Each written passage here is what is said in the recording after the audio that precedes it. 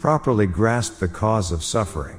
If you do not know the cause of the suffering that has come to you, it is difficult to find a way to stop the suffering, and it is difficult to obtain happiness of the mind.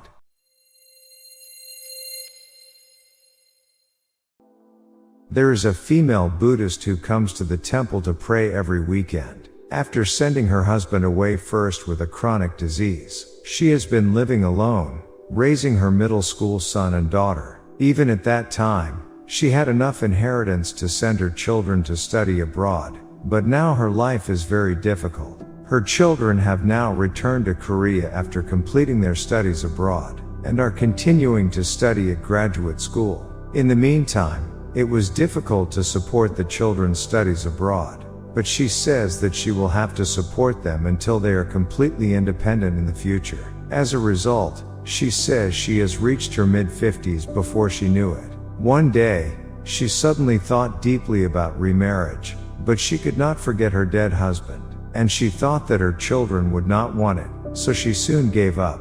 She says that she feels very lonely now that even her children have found their own relationships and she seems to be alone. After listening to the female Buddhist's words, I had nothing to advise her. This is because I thought that maybe the female Buddhist was enjoying the suffering herself. It is a sufficiently happy thing that the children are growing up healthy and going their own way. There are far more people in the world who cannot. The female Buddhist must let go of her grown children now if she wants to find herself properly.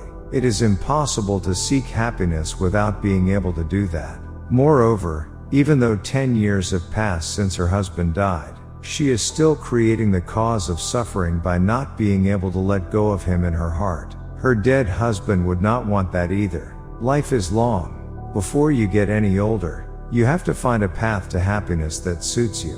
In the great chapter of the Suttanipata, it is said, a person who does not know suffering, does not know the cause of suffering, does not know the way to eliminate suffering without leaving anything behind, and does not know the way to stop suffering, cannot seek liberation of the mind and liberation of wisdom. Therefore, suffering creates another suffering by interdependently arising with suffering. On the contrary, you must never forget the fact that happiness creates greater happiness. By interdependently arising with happiness,